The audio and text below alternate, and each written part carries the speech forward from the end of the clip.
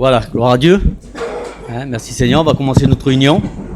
Hein, on n'a pas le musicien parce qu'il a chopé la grippe. Hein, voilà. Mais le principal, c'est que Jésus est là. Gloire à Dieu. Et lui, je ne sais pas s'il joue. Non, il ne joue pas. Voilà. Gloire à Dieu. Hein, puis on va faire beaucoup témoigner. Hein. Alors, nous, on n'est pas des grands chanteurs. Mais on le fait pour le Seigneur. Hein. Gloire à Dieu. Voilà, avant tout, je voudrais qu'on prie le Seigneur. Hein. Je vais demander à Poppy qui prie le Seigneur. Nelson. Oui, Seigneur, merci. Oui, Jésus. Merci. Alléluia. Merci. Oui, Jésus. Alléluia. Merci, Seigneur. Oui, Jésus. Oui, Seigneur. Alléluia.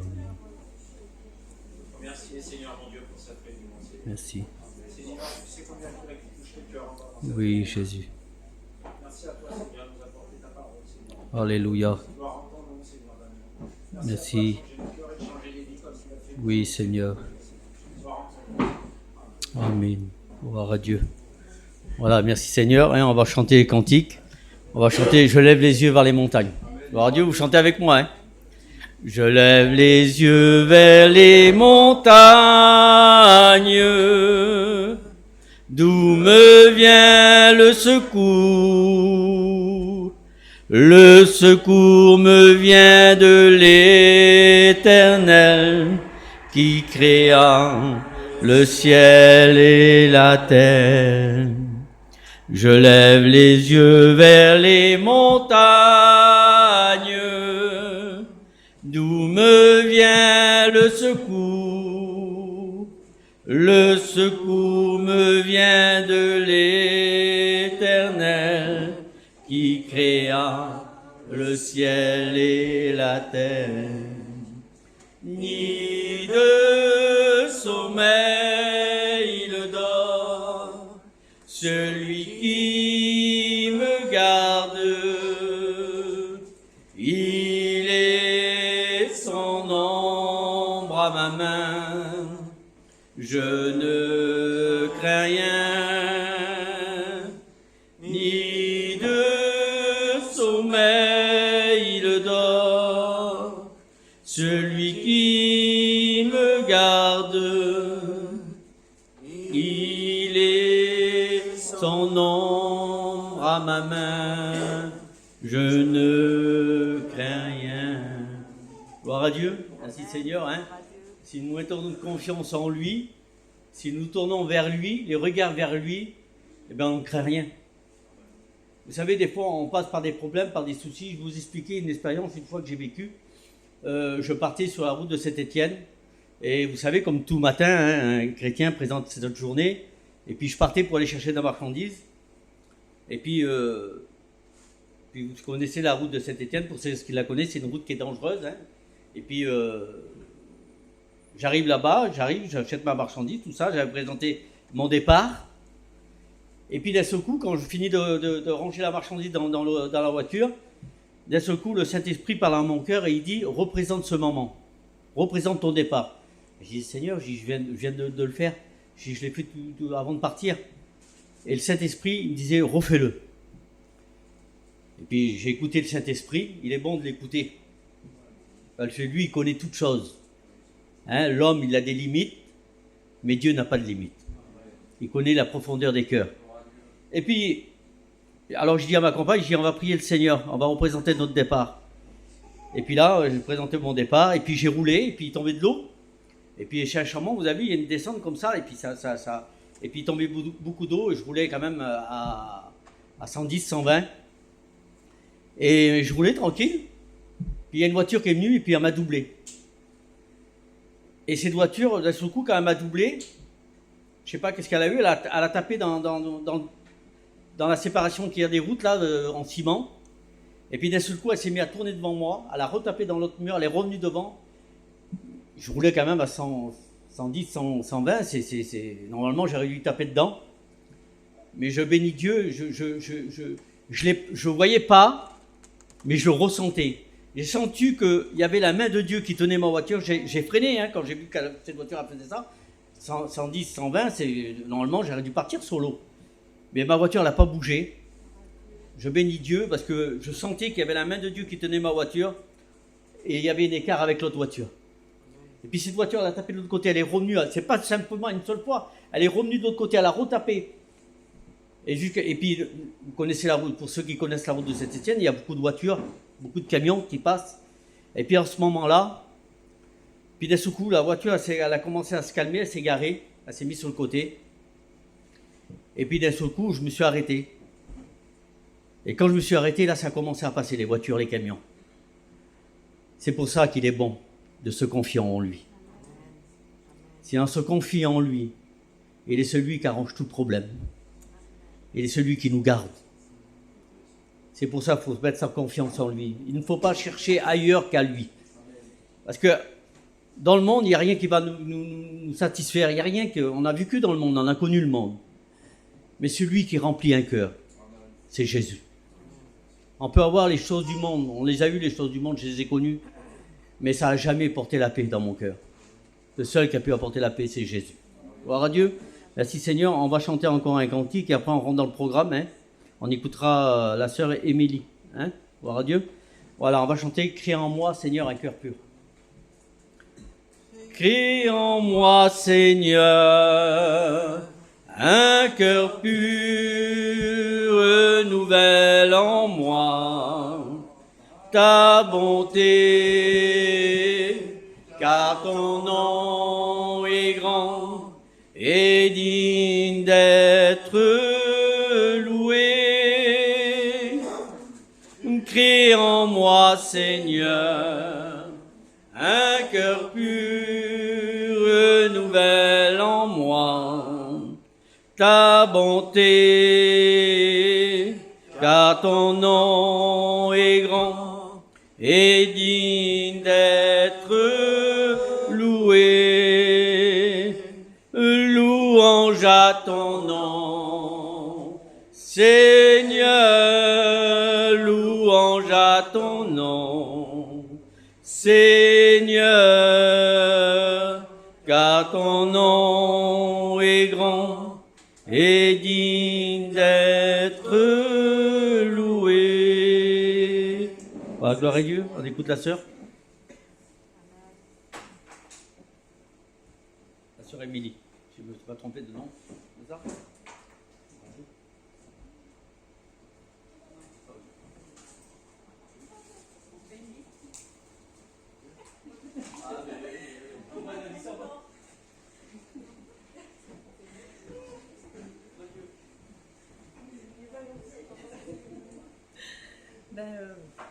Moi, c'est tout simple comment j'ai rencontré le Seigneur. J'avais aucun problème dans ma vie, j'avais tout qui allait bien et malgré ça, j'étais pas heureuse. Il me manquait quelque chose. Puis quand j'ai rencontré Dieu, tout a changé. Mes regards, ils ont changé, tout a changé. Le Seigneur a tout béni. Et puis j'ai passé par un problème il y a 1 an et demi. Mon mari, il a été malade, il a eu la maladie. Et à travers cette épreuve, ça m'a fait grandir en Dieu. Même si c'était dur, qu'il y avait des moments vraiment difficiles, que ça n'a pas été facile du tout, et le Seigneur a toujours été là avec nous, il nous a toujours bénis, et je le remercie pour ça. Amen. Elvis, tu peux nous chanter un cantique ? Gloire à Dieu.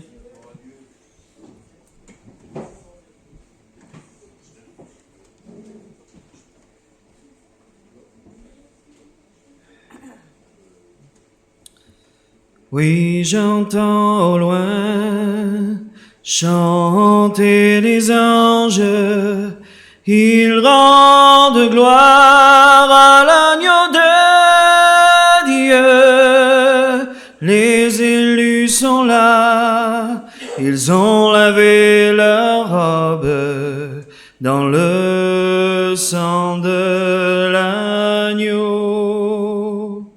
Une table est dressée, tout est préparé, tout est préparé pour les racheter. dans la joie, la paix, les noces vont commencer. Christ est glorifié. Autour de Jésus, Moïse et Abraham, tous les hommes de Dieu proclament le Messie. Oui, l'agneau de Dieu est adoré pour l'éternité. Aux noces de l'agneau, vous êtes invités. Là-haut dans le ciel, la vie éternelle. Reçois dans ton cœur Jésus pour sauveur et viens aux noces de l'agneau.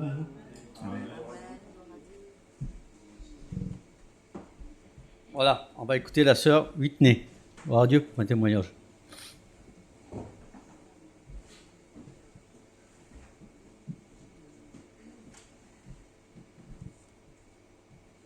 Moi, c'est assez simple.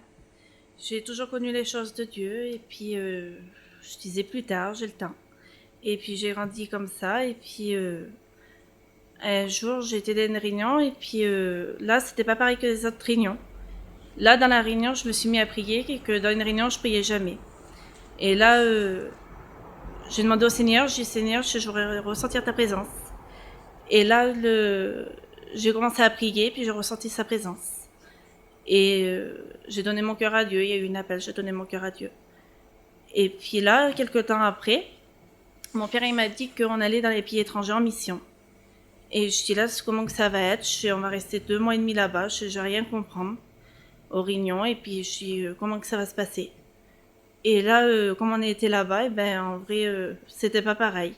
Qu'est-ce que je faisais pas en France? Je le faisais là-bas. En France, j'allais pas au culte. Et là-bas, j'allais au culte. Je loupais pas une réunion. Je comprenais en vrai. Et puis ça s'est passé 2 mois et demi comme ça. Et puis au bout de 2 mois et demi, on était rejoindre mon frère en mission. On est retourné en France. Et là, il y a eu des baptêmes. Je me suis baptisée. Je remercie le Seigneur pour tout ce qu'il a fait. J'ai un foyer chrétien. J'ai des petits bébés en bonne santé. Lui, il savait pour servir le Seigneur cet été. On va essayer de le faire avec tout notre cœur. Je remercie le Seigneur pour ça.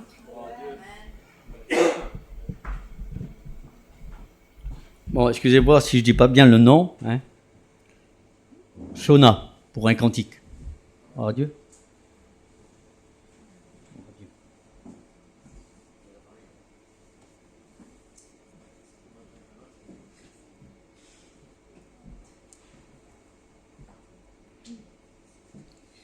J'ai besoin de m'approcher plus près de toi, d'être touché par ta présence, comme si c'était la première fois.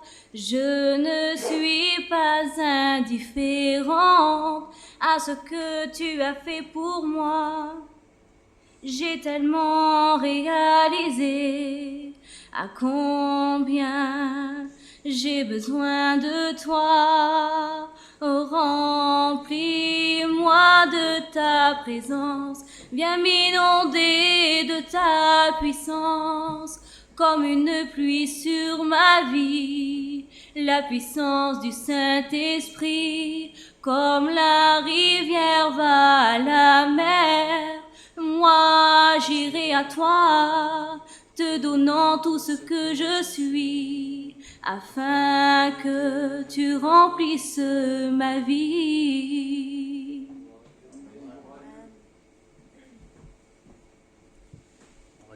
Merci Seigneur. Wendy, hein, pour un mot de témoignage. Oh Dieu.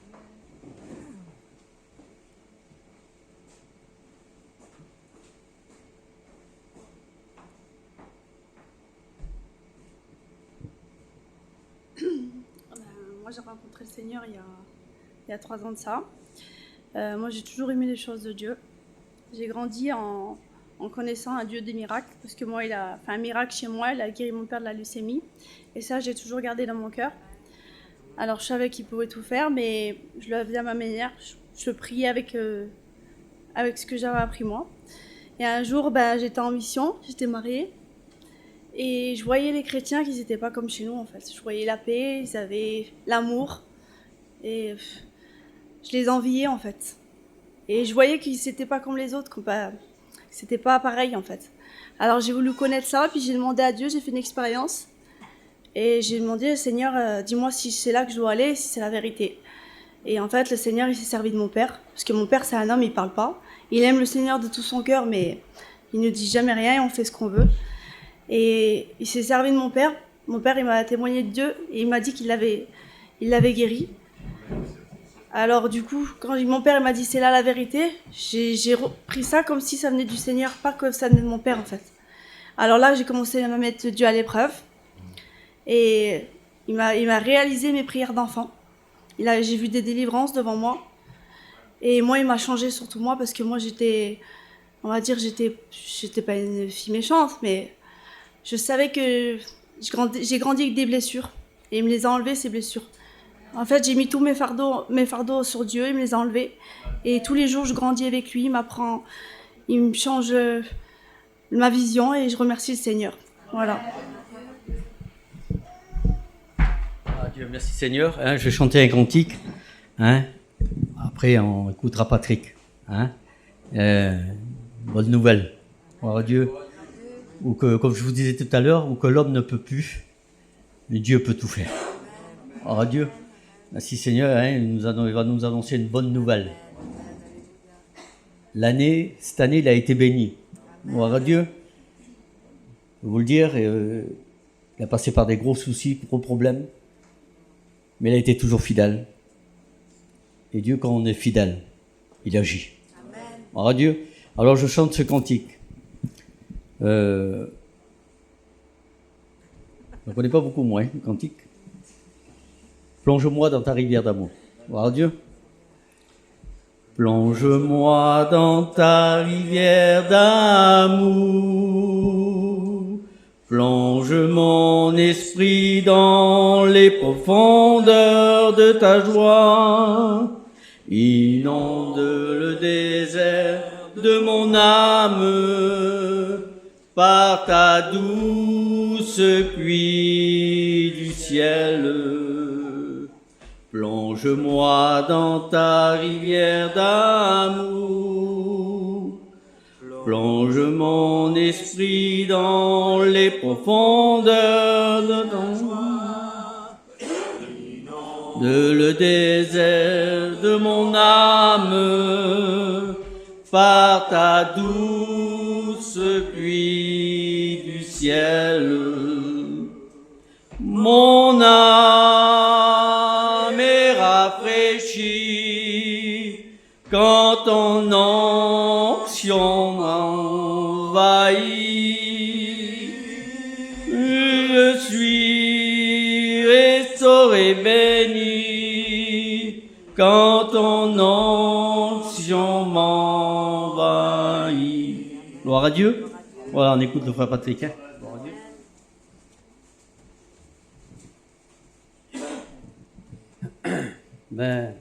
C'est vrai, j'ai des bonnes nouvelles. Le Seigneur, il m'a réconcilié avec mon fils. Ça va faire 2 ans et demi, là, maintenant.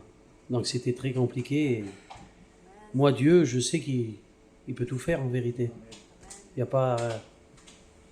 il peut mettre la réconciliation, il peut donner la paix, il peut donner l'amour, la joie, l'espérance. Et c'était tellement compliqué, tellement assez important. Je peux pas l'expliquer parce que c'était pas beau, quoi. Et puis l'état d'esprit de mon fils, c'était compliqué. Donc, c'est vrai que j'ai persévéré, mais je me suis rebellé aussi contre Dieu. Je ne comprenais pas. Et le Seigneur, il nous connaît, il sait comment on est. Et il ne nous pointe pas du doigt, il ne fait pas de favoritisme, le Seigneur. Il est vraiment humble de cœur, le Seigneur. C'est vrai que le fardeau du Seigneur, il n'est pas lourd, en vérité. C'est le fardeau de ce monde qui est lourd. Et j'ai eu un contact avec mon fils, et puis le Seigneur a aplani les choses. La joie que... Après, je peux dire que, à travers ça, il y a 2 mois en arrière, il y a ce verset qui me passait dans la tête, c'est dans le calme et la confiance, et il a agi vraiment. façon, j'ai arrêté où? J'aurais pas pu aller ailleurs. Hein. Je me suis rebellé contre Dieu. Bon, Dieu m'a pardonné. J'ai demandé pardon à Dieu. Et il m'a redonné la paix, la joie, l'espérance, la foi. Il m'a tout redonné. On a vraiment quelqu'un qui est... Seigneur, on a un Dieu, il est ému de compassion. Il nous aime. Il a pleuré sur Jérusalem. Il a pleuré pour ses enfants. Il nous aime aussi. Alors, il ne crée pas l'amour. En plus, il est l'amour parfait. C'est pas un conte de fées, hein. C'est vivant, c'est vrai. Le Seigneur, il fera tout pour nous. Il fera tout pour nous, c'est à nous de saisir par la foi, d'être fidèles. La fidélité, ça paye.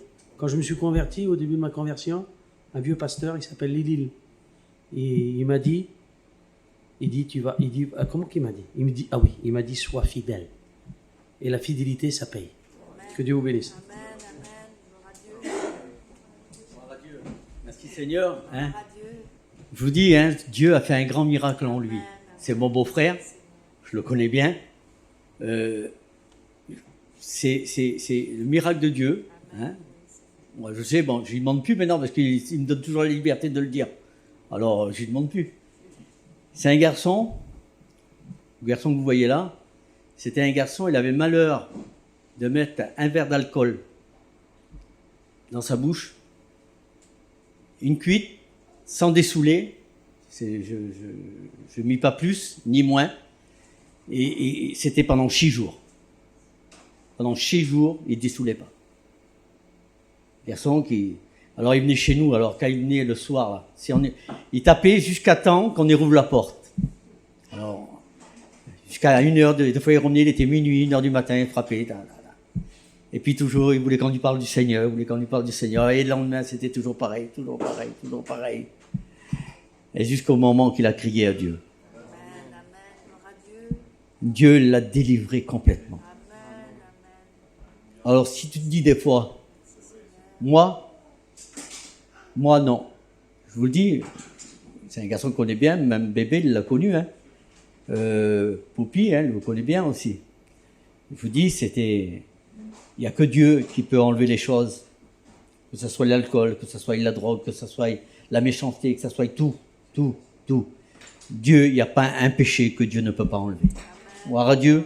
Vous savez, je voudrais vous expliquer, j'ai dans mon cœur, je le dis, voilà. Hein, je voudrais vous expliquer mon témoignage. Vous savez, c'est pas de connaître les réunions, c'est pas de connaître une religion.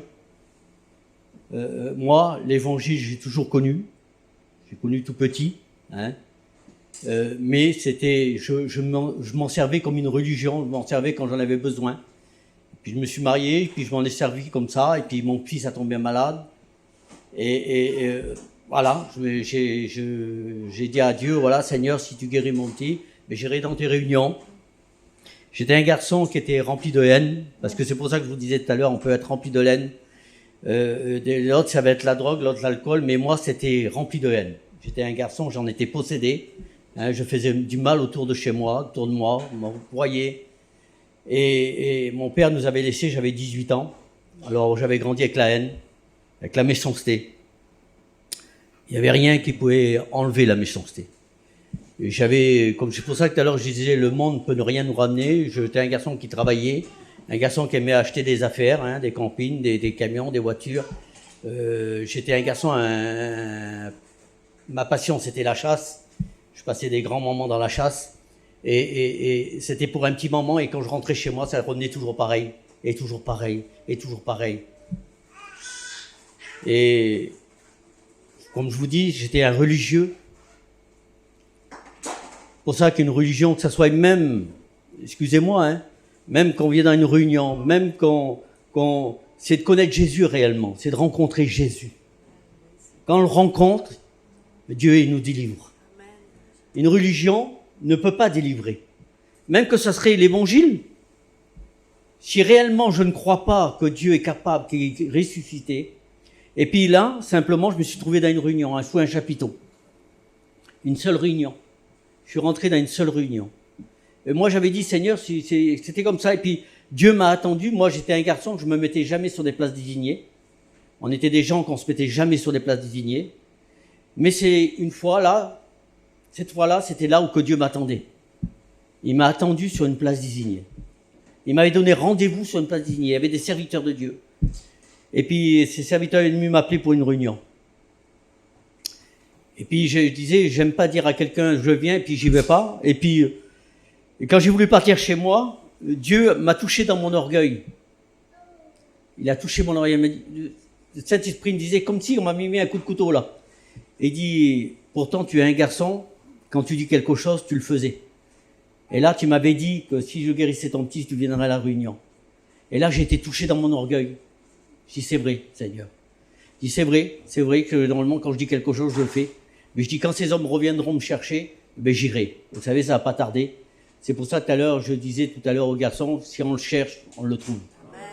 Et ça fait que j'étais dans cette réunion avec les hommes là. Je vous dis une seule réunion. Dieu a complètement changé ma vie. Il a bouleversé ma vie. Pas en mal, mais en bien. Il m'a enlevé la haine. Il m'a donné de l'amour, il m'a donné de la compassion. C'est incroyable.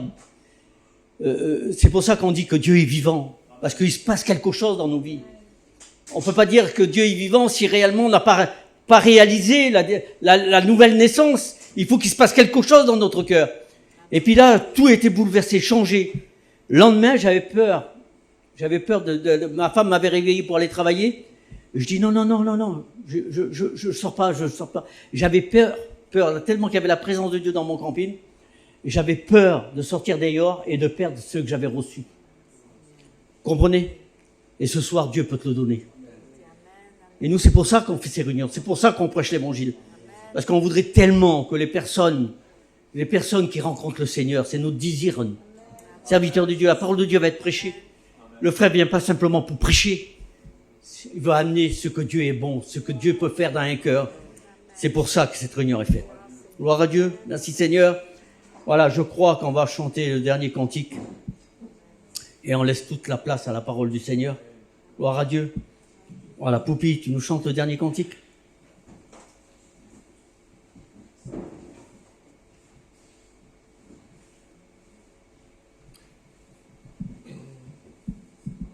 Il est venu, il a tendu ses mains d'amour. Jésus est là pour te bénir. Et quand je pense à lui, ce qu'il a fait pour moi, il a donné sa vie sur une croix. Alléluia, Alléluia, Alléluia. Jésus, comme il t'aime tant, il t'aime, oh oui, Jésus, comme il t'aime tant. Il t'aime, oh oui, Jésus. Alléluia. Alléluia. Alléluia. Jésus. Que Dieu vous bénisse.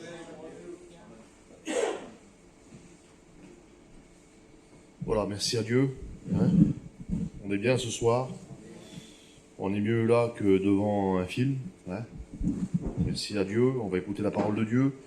Hein. J'aimerais que le dédice qui prie pour moi. J'ai besoin de la grâce de Dieu. Seigneur, tu es notre Dieu. Amen. Tu es présent dans ce lieu. C'est vrai, Seigneur. Seigneur, auparavant nous étions errants, vagabonds, sans but, sans espérance. Et toi, avec ta grâce et ton amour, tu es venu jusqu'à nous. Tu t'es révélé dans nos cœurs. Tu as apporté la paix, tu as apporté la joie, tu as apporté le bonheur. Et surtout, tu nous as apporté le salut de nos âmes. Amen. Merci Seigneur. Alors dans cette soirée, Seigneur, tu te sers de ton serviteur, tu le bénis pour nous. Seigneur, tu rappelles les mots que tu as mis sur son cœur. Et que dans cette soirée, Seigneur, que tu puisses, Seigneur, trouver le chemin des cœurs. Le but, Seigneur, de ces réunions, le but de ce rassemblement, c'est que des personnes, que des âmes puissent te rencontrer. Amen. Merci, Seigneur. Alléluia. Amen. Avant de vous lire un texte de la parole de Dieu, j'aimerais vous dire aussi une bonne nouvelle. Hein. Il y a quelque temps, là, il y a à peu près quelques jours, une semaine, il y a mon oncle. Mon oncle, il a tombé dans le coma. Il a chopé le Covid. Et il a fait des crises d'épilepsie. Après, ils l'ont emmené à l'hôpital et les crises ne s'arrêtaient pas et ils l'ont mis dans un coma. Et quand j'ai su ça, le lendemain, j'ai pris mon véhicule, j'étais jusqu'à l'hôpital à Chalon-sur-Saône. Il était au-dessus dans le coma et on a eu du mal à rentrer et j'ai pu rentrer quand même. Et j'ai rentré avec son gendre et j'ai prié pour lui. Comme tout prédicateur aurait fait, hein, j'ai pas fait plus qu'un autre, j'ai fait ce que la Bible elle dit, j'ai prié pour lui. Et quand j'ai prié pour lui, j'ai vu qu'il s'est passé quelque chose. Et le garçon qui était là, même le garçon, lui, il a vu qu'il s'est passé aussi quelque chose. J'ai prié pour lui, et si vous aimez mieux, son corps s'est mis à bouger. Et on est sorti. Et les gadgets, ils disaient qu'il y a à avoir des séquelles au cerveau, des grosses séquelles au cerveau. C'est le babiche, vous connaissez babiche, hein, des grosses séquelles au cerveau et tout ce que vous voulez. Et après, avant-hier, il a chopé le microbe de l'hôpital, il a chopé un staphylocoque aureus, tout était pas bon, hein. Et hier, le garçon qui est son gendre, il m'appelle, il dit bébé, il dit quand t'as prié pour lui, il dit c'est vraiment passé quelque chose, il dit je vais t'expliquer. Il est assis, il parle, il est mieux qu'avant. Parce que c'est un homme qui a fait 2 AVC avant. Il dit il est mieux qu'avant. Et tout à l'heure, j'étais vers son fils, le Jimmy. Il me dit j'ai vu mon père, j'ai parlé avec lui, il reconnaît tout le monde, il parle, il bouge les jambes, il bouge les bras, et il a demandé pour manger de la pissenlit. Vous vous rendez compte? Voilà le Dieu qu'on a. C'est pour vous expliquer le Dieu qu'on a. Voilà le Dieu qui est capable de changer une vie.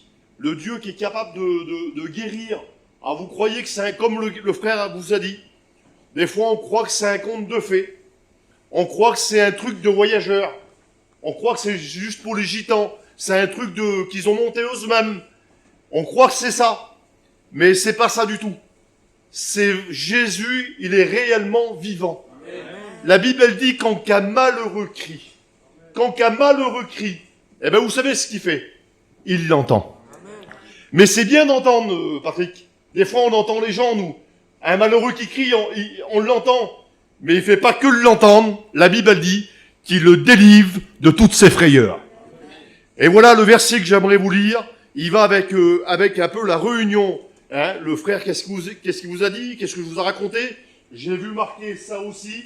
Et on va lire un texte ensemble qui se trouve dans le livre d'Isaïe. Hein, j'ai changé un peu de message. Le livre d'Isaïe au chapitre 61. Voilà ce que la Bible dit. C'est Isaïe qui parle. Il dit « L'Esprit du Seigneur est sur moi. » Pourquoi? Parce qu'il m'a oint pour vous annoncer une bonne nouvelle. On est là pour vous annoncer une bonne nouvelle. À qui? Aux malheureux. Aux malheureux. Alors aux malheureux. Il est là pour annoncer une bonne nouvelle aux malheureux. Et à combien qu'on écoute des mauvaises nouvelles? À combien qu'on est là et qu'il faut prier pour un tel, faut prier pour un tel. Il n'y a que des mauvaises nouvelles. Mais ce soir, j'aimerais te dire qu'il y a une bonne nouvelle pour toi. Il y a une bonne nouvelle pour vous. Il y a une bonne nouvelle parce que Jésus a descendu de son ciel de gloire pour te bénir ce soir. Alors, l'Esprit du Seigneur est sur moi et il m'a oint pour annoncer une bonne nouvelle aux malheureux. Et j'ai pris une personne, j'ai pris 3 exemples de malheureux dans la Bible. J'ai pris un malheureux. Alors un malheureux, hein, je vais prêcher sur Bartimée. Hein, c'est un message que vous connaissez. Bartimée, ça se trouve dans l'évangile de Marc, chapitre 10 et verset 46. La Bible, elle dit que c'était un homme qui était là. Il s'appelait Bartimée, cet homme-là. C'était un mendiant aveugle. Alors nous, on ne sait pas c'est quoi un aveugle. On n'a jamais été aveugle. Et parmi nous, je pense qu'il n'y a pas d'aveugle parmi nous. Tout le monde voit clair. Mais il me semblerait qu'il y a des aveugles spirituels. Il y a des personnes qui ne voient pas clair.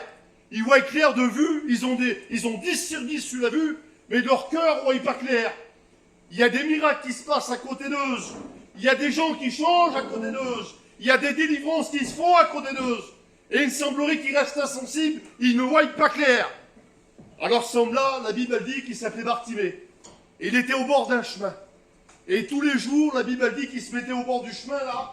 Et je m'imagine un peu la scène de cet homme. C'était un mendiant. Alors on le prenait, on l'aidait, on le mettait assis au bord du chemin. C'était pas un chemin comme on trouve aujourd'hui. C'était pas un chemin de goudron. C'était pas un chemin propre. C'était un chemin rempli de poussière.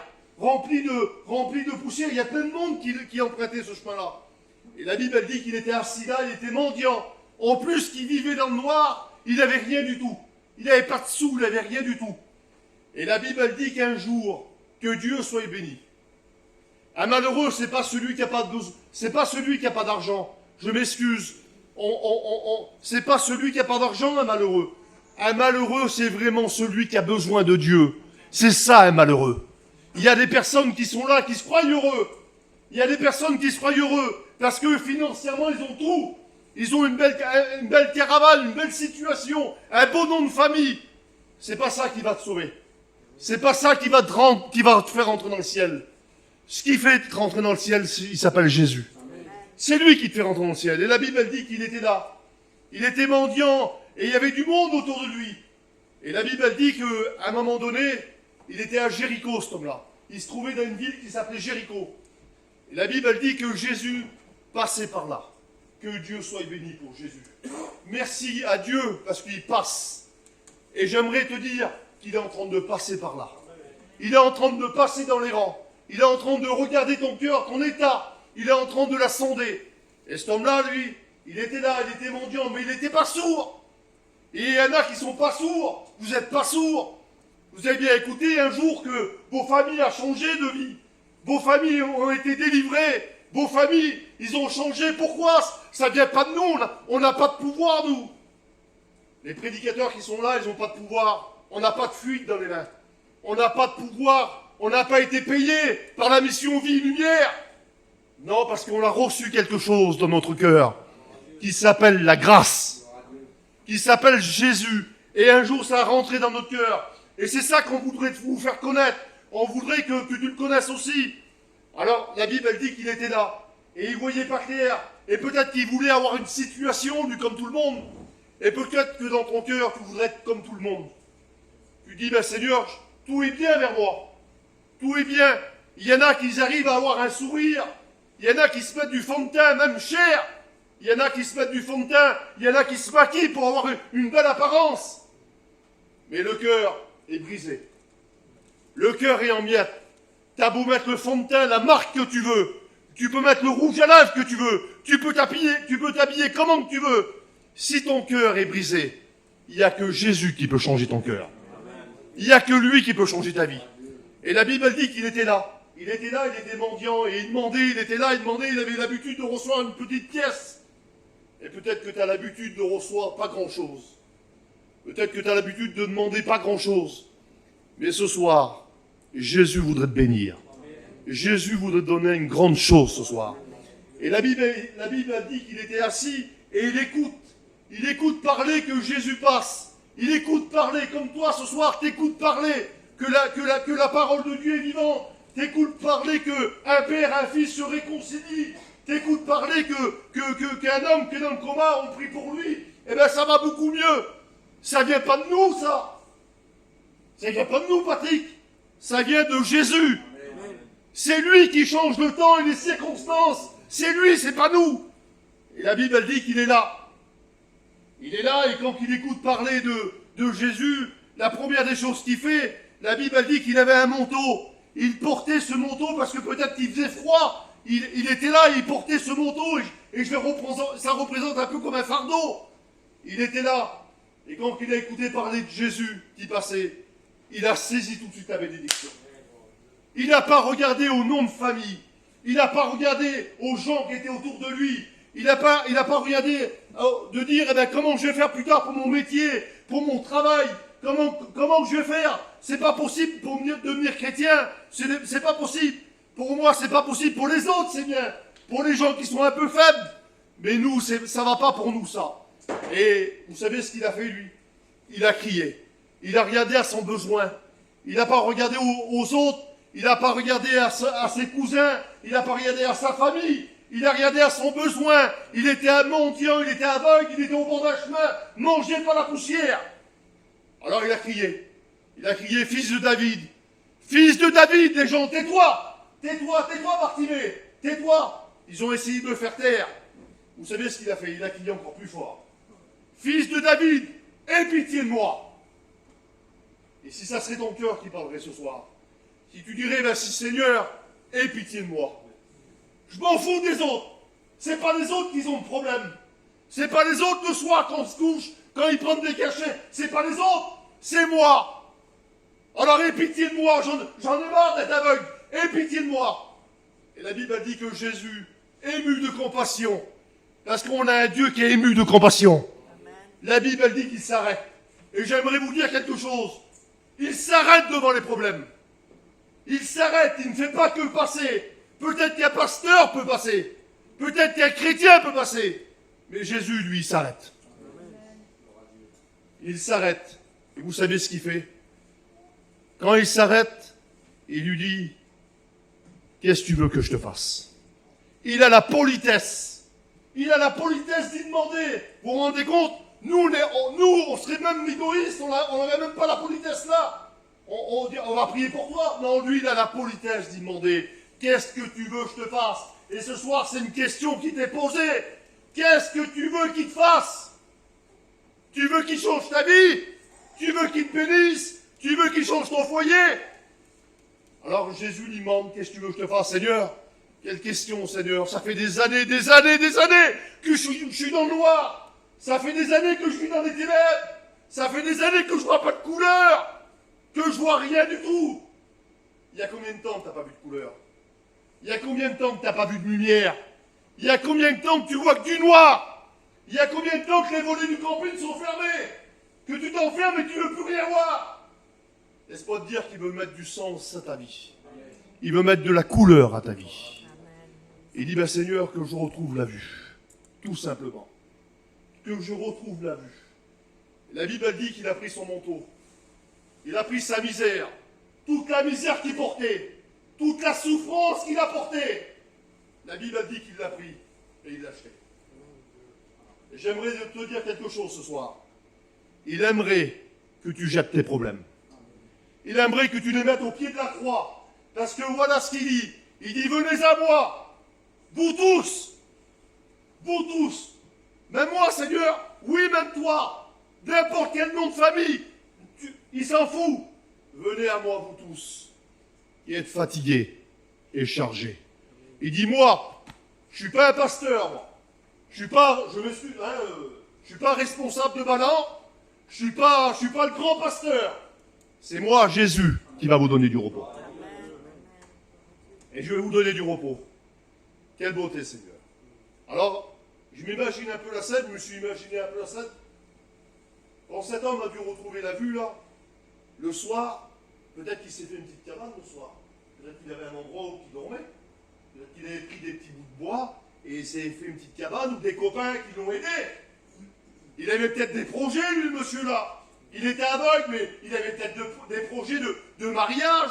Il avait peut-être des projets, cet homme-là. Et peut-être que tu as des projets dans ta vie. Tu as des projets et tu vois pas les projets. Tu ne vois pas aboutir tes projets. Et laisse-moi te dire que ce soir, il peut te redonner la vue et il veut te donner des projets ce soir. Il ne veut pas te donner des projets de malheur. La Bible dit, il veut te donner des projets de paix. Et il est là, et quand il a dû retrouver la vue, et ben, quand il a dû aller dans sa petite cabane qu'il a dû fabriquer, je ne sais pas, il a dû voir tout le désordre. Parce qu'il ne voyait pas clair. Il a dû mettre la table de la cuisine dans le salon. La table du salon dans la cuisine, c'était un désordre dans sa maison. Que Dieu soit béni. Il a remis de l'ordre dans sa maison. J'aimerais te dire que Jésus veut remettre de l'ordre dans ta maison. on a un Dieu d'ordre. On a un Dieu qui remet de l'ordre dans les maisons.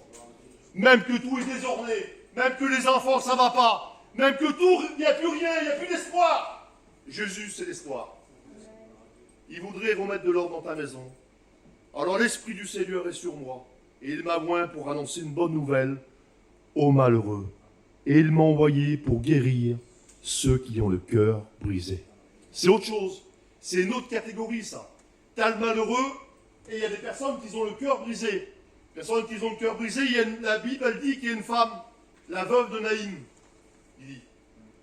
Elle a perdu son mari, elle est veuve, elle n'a plus de mari, elle vit avec un enfant. Elle a un seul fils.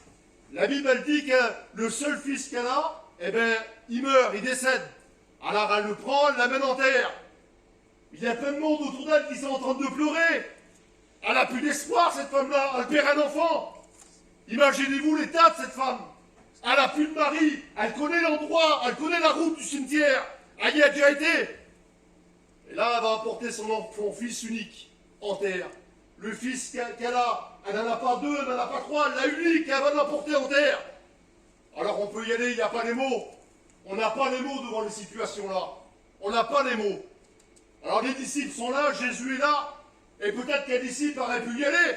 L'apôtre Pierre, il aurait pu y aller, un homme de caractère, il aurait pu dire, eh ben, j'ai un petit mot pour elle. L'apôtre Jacques, un homme de prière, il aurait pu dire, ben, je vais prier pour toi. Non, devant les situations-là, on n'a pas les mots. Le seul qui a poussé ses disciples, le seul qui a dit arrêtez, moi je vais y aller. Moi j'ai les mots pour elle. Ne pleure plus. Ne pleure plus, c'est moi qui répare les cœurs brisés. J'aimerais te dire que ce soir, on a celui qui répare les cœurs brisés. Amen. Il est présent. Tu vas dire, il est où? Ça fait combien de temps que je demande? Ça fait des années que je demande pour mon foyer. Ça fait des années que je demande pour mes enfants. Il est où? Il est là. Mais il faut le demander sincère. Il faut être sincère avec Dieu. Il faut être sincère. Et la Bible dit qu'il va vers cet enfant-là. Et la Bible dit qu'il prie pour cet enfant. Et il ressuscite l'enfant. Imaginez-vous la mère. La joie de la mère. La joie de la mère. Le cœur brisé, il l'a réparé. Il répare les cœurs brisés. Il pense les plaies. Il répare tout ce qui est en ruine. Il reconstruit, la Bible dit, sur les ruines. Même que tu crois que ta vie est une ruine, même que tu crois que ton foyer est une ruine, la Bible dit qu'il reconstruit sur les ruines. La Bible dit aussi que, alors, l'Esprit du Seigneur est sur moi, car il m'a oint pour annoncer une bonne nouvelle aux malheureux. Il m'a envoyé pour guérir ceux qui ont le cœur brisé et pour proclamer aux captifs la délivrance. La délivrance aux captifs. Et la Bible dit qu'il y a un homme qui est là. Un homme qui se trouve dans une montagne. Il vit dans les sépulcres. Un homme qui est pris la Bible dit qu'il est pris. Il est pris par des liens. Il est pris par plein de démons. Je dis le mot, c'est marqué. Il est là et la Bible dit qu'il s'appelle le démon de Gadara. On lui a donné un nom. Il n'a plus d'identité. Ses parents, il n'a plus de parents. Il n'a plus de frères, il n'a plus de sœurs, il n'a plus rien. On l'a ôté de la ville. On l'a ôté de Gadara, on l'a mis sur une montagne. Alors on l'a enchaîné. La Bible dit qu'il cassait les chaînes. Alors ils ont mis des chaînes encore plus grosses. Et la Bible dit qu'il vivait dans les sépulcres, qu'il vivait dans les cimetières. Il n'a pas un qui pouvait l'approcher. Il n'a pas un qui pouvait l'aborder. Et la Bible dit qu'un jour, Jésus il était là, il était auprès du lac. Et il dit à ses disciples, il dit, montez avec moi dans la barque. Et il dit, passons de l'autre bord. J'aimerais te dire quelque chose ce soir. Ça serait bon que tu passes de l'autre bord. Ça serait bon que tu réalises que c'est bon pour toi. Que tu dises, eh bien, c'est vrai, qu'est-ce qu'il dit?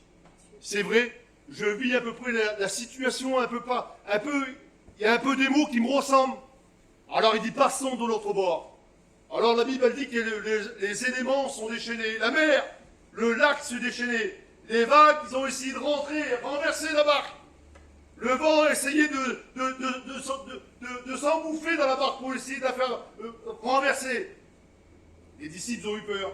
Pourtant, c'était des hommes de mer, de bateau. L'apôtre Pierre, c'était un pêcheur. C'était des hommes de métier. Ils connaissaient des endroits là. Ils connaissaient quand un vent soufflait, quand une tempête, ils connaissaient. Ils auraient pu dire non, ça va se calmer.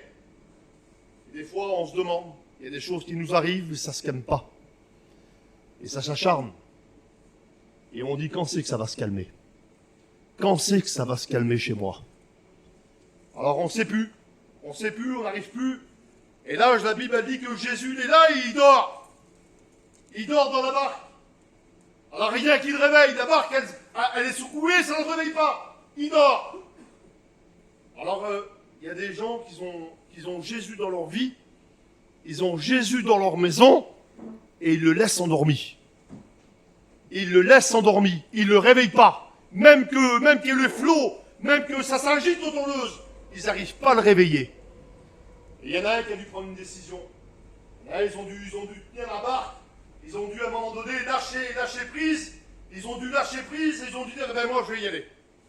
Je vais le réveiller. Et je vais te dire quelque chose.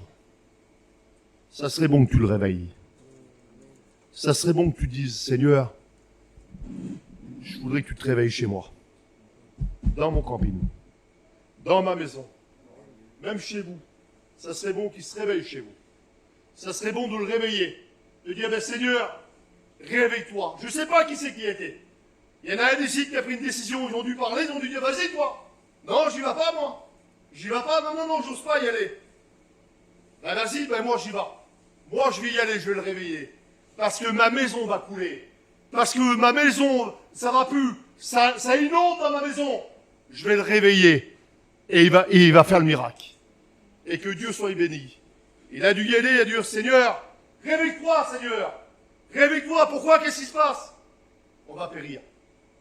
On va périr. Et la Bible, elle dit qu'il s'est réveillé. Et quand il s'est réveillé, vous savez ce qu'il a fait? Il a menacé la tempête. Il y a peut-être une tempête dans ta vie. Il y a peut-être des tempêtes dans vos vies. Je ne sais pas, je ne connais pas votre vie, moi. Je vous connais peut-être de visage, mais je ne connais pas vos cœurs. Je ne connais pas vous. Le soir, chez vous, dans votre cœur, moi, je ne vous connais pas. Le seul qui vous connaît, c'est Jésus.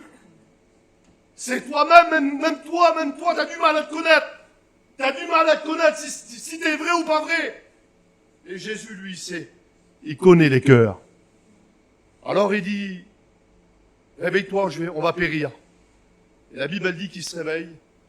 Et vous savez ce qu'il fait? Il dit silence à la tempête. Il dit calme-toi à la mer. Calme-toi, tais-toi. Silence, vous vous rendez compte? Les éléments, les eaux, le vent, il dit silence et ça s'arrête. Vous vous rendez compte le Dieu qu'il a? Le Dieu qu'on a? Alors vous croyez que le petit problème que vous avez dans votre vie, il n'est pas capable de dire silence? Il n'est pas capable de dire tais-toi? Il est capable de changer le temps et les circonstances. Alors il est là, et quand il passe de l'autre bord, c'est pour ça que ça s'est déchaîné un peu. Pourquoi que ça s'est déchaîné la mer? Pourquoi que tout a voulu se déchaîner pour pas qu'il aille de l'autre côté? Parce qu'il savait que de l'autre côté, il y avait un homme qui vivait dans les sépulcres, qui était pris par des liens, qu'il était possédé. Et cet homme-là, il avait besoin de Jésus.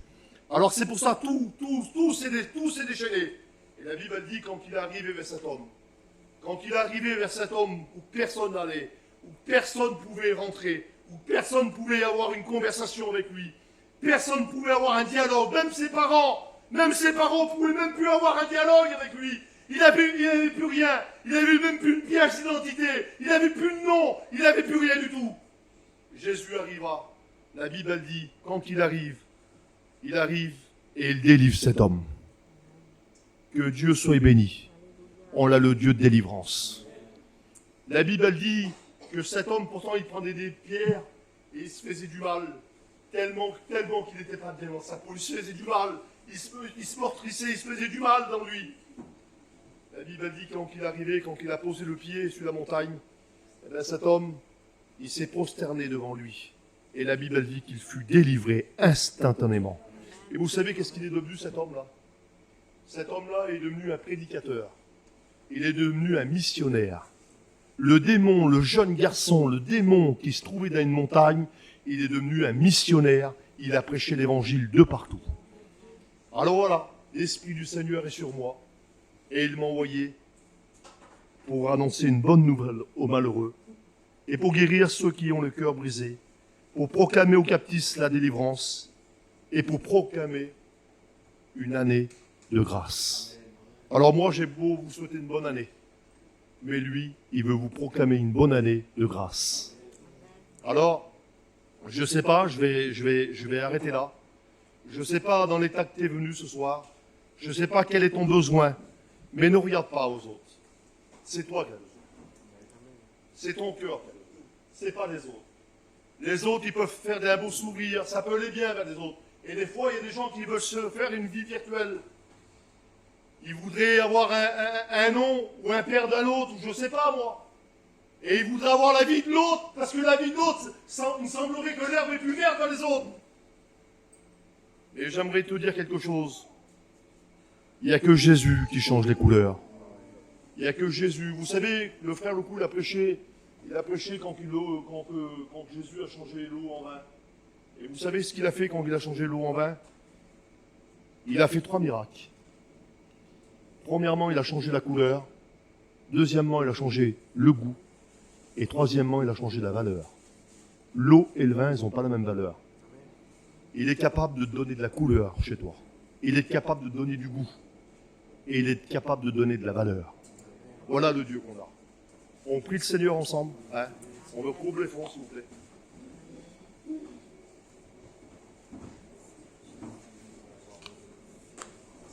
Bartimée, il était là. Bartimée, il était là, lui, il était là. C'était un homme qui a vécu toute sa vie dans le noir. Imaginez-vous de vivre dans le noir. Fermez les yeux. Imaginez-vous de vivre dans le noir tout le temps. Toute votre vie. Vous savez même pas c'est quoi une couleur. La couleur des montagnes. La couleur de l'automne. Vous savez pas c'est quoi. Cet homme-là, il a vécu toute sa vie dans le noir. Et en plus de ça, il n'avait rien du tout. Il avait rien. Il avait juste un manteau. Il avait juste de la misère sur lui. Il a acheté sa misère. Et il a retrouvé la vue. Et Jésus, quand il a retrouvé la vue, quand Bartimée il a été chez lui, il a dû remettre de l'ordre dans sa maison. Il voudrait mettre de l'ordre dans ta maison. Il voudrait donner de la couleur. Alors je fais un appel. Si tu as compris le message, si tu as compris, si tu veux une délivrance, si tu veux revoir la vue, si tu veux que Jésus bénisse ta vie, si tu veux, comme ça a été prêché, la Bible dit qu'en qu'un malheureux crie, l'Éternel l'entend et il le délivre de toutes ses frayeurs. On reste comme ça, je vais vous dire juste un petit mot. J'ai ma compagne, moi je vais vous dire un jour, elle a été malade, ma femme. Elle a été malade au point qu'elle a rentré dans une maison psychiatrique. Et un jour, elle a perdu son père. Et je me suis dit, moi, c'est une réflexion que je me suis fait moi-même. J'ai même pas regardé à Dieu, j'ai même pas dit, eh ben Seigneur, tu vas le faire. J'ai même pas compté sur Dieu. J'étais un jeune chrétien. Et je dis, elle va retomber malade, elle va rechuter, elle va retomber malade. Et j'ai même pas fait confiance en Dieu. Et vous savez ce qu'elle a fait, elle? Elle s'est mise au milieu de la route. Et elle a dit, Seigneur, t'es pas un menteur. Voilà les mots qu'elle a dit. Elle a dit, t'es pas un menteur. C'est marqué, quand qu'un malheureux crie, tu l'entends. Et tu le délivres. Je suis malheureuse, viens me délivrer. Et le Seigneur, instantanément, l'a béni. Alors des fois, c'est peut-être, tu crois que c'est juste bon pour les autres. Non, t'en as besoin.